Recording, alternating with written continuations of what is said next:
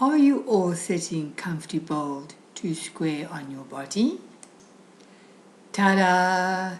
Okay, that's the best I can do for now. So, let us begin. Dear Diary, this is a long yet true story about life in social housing. Mez Wallach Memorial was bequeathed exclusively for the elderly, not for selective, greedy old bullies.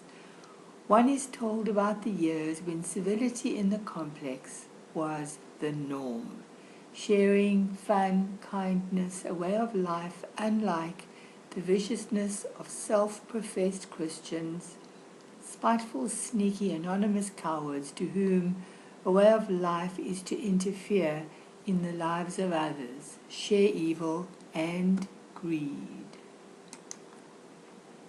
Formal complaints properly directed to the call centre at Communicare and to Mr. Shaheen Adams, General Manager, Property Rentals, about the use of the hall at Mez Wallach Memorial falls on blind eyes and telephone calls on deaf ears.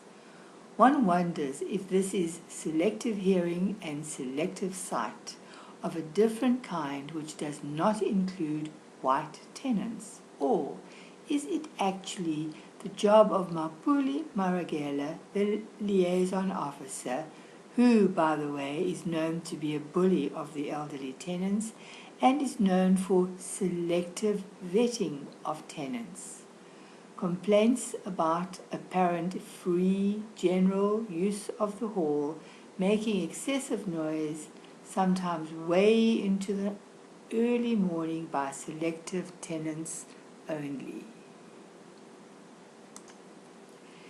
The booking book, which seems to have disappeared, had an anonymous, secretive goblin who tears out pages. Aha, not before photographs were taken of all 17 pages.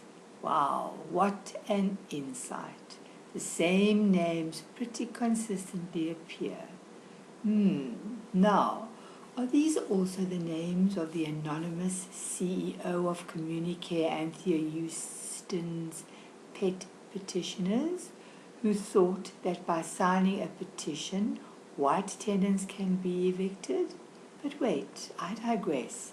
That is another story. Meantime, we mention that these are the Mez Wallach Scollies, so named by a crimes analyst in the SAP. They forgot to leave their gang behavior behind. Names seen consistently written in the same handwriting on the 17 pages for some greed or other in the hall for bread donations, food and cheese donations, games, functions, attendance by Living Hope, free service of course, Lucy, Tesha, Anne, Colin, Victoria, Brenda, Hazel, Lorraine, Elna, Gladys, Jenny, Derek, Cheryl, Kathy, Trevor, Jean, Julian, Maureen, Shirley, Bello, who is not a tenant for piano practice, Derek for piano teaching. Lucy controls the keys and decides who and why and how the hall is used.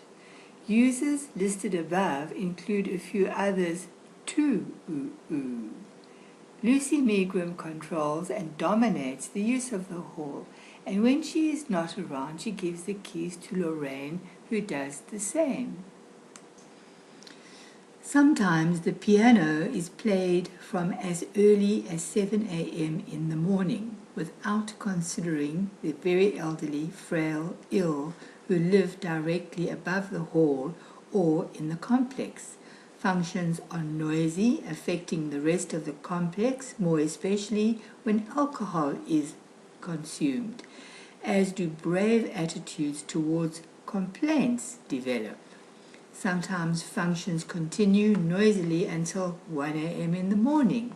such functions have visitors parking illegally inside of the complex, which then causes much noise when they leave, which affects the elderly tenants, and again, more especially when alcohol is consumed, which then also causes alcohol-induced smartness. Whites are told that they are not welcome to use the hall to play table tennis because this interferes with Elna, Hazel, Cheryl, Tertia, Lorraine, Colin, underage, game playing. They may not use the hall when the regular pre-booked, as seen above names, use the hall. Derek, the music teacher, uses the hall to teach for financial gain. The grandchild of a tenant has been given permission by Lucy Megram to use the piano to practice on, randomly, or this will take place on a Sunday afternoon at 3 p.m. The best of all donations, food donations that is consistently handed out to the selective names as seen on the above pages, which also include Lucy, Lorraine, Hazel, Elna, Tertia, Cheryl at the top of the list, who are very far from needy, just real greedy. When one smokes or one buys alcohol, more especially excessively, one is very far from needy. Donations of cakes and or many other products are dealt with in the same way. Lions International donations are consistently violated by the same names on the above pages. They know about the greedy, yet are quite happy with the arrangement. We, the social pensioner, pay the highest rate for electricity due to the use of fridge, freezer, stove, geyser, kettle, urn, lights used in the hall by the above mentioned on the pages. Heaters are taken into the hall when games are being played, which electricity we the social pensioner pay for. Questionable is that Lucy Megram is selective about who pays for the use of the hall and who does not. Lucy is merely a tenant. Questionable is where is all the money earned from use of the hall at this time and who enjoys the benefits of those. When the hall is used by the same people as seen in the above pages, there is constantly excessive noise, more especially when the tenant in 503 Cheryl Smith is present. She too is highly offended when approached about the noise, as she says, "It is my culture to be loud." Small children are not kept under control when there are functions in the hall. Small children run up and down walkways, up and down stairs, shouting at the top of their voices, running without considering that old people might be knocked over. When one tries to correct the children, everyone takes offense to civilized suggestions or cautions. Visiting children skateboard in the parking and driveway quad while parents are in the hall. Visiting children walk all over the complex, touching and fiddling with that which is not theirs to touch while parents are in the hall. Personally seen that the ashes in the Isaac and Mez Wallach obelisk were emptied by children whose parents were in the hall. Shame on you. You think they might wake up in the night screaming? Don't forget, there is a hex that's been placed on Mez Wallach Memorial, and these children might just be a part of the cause.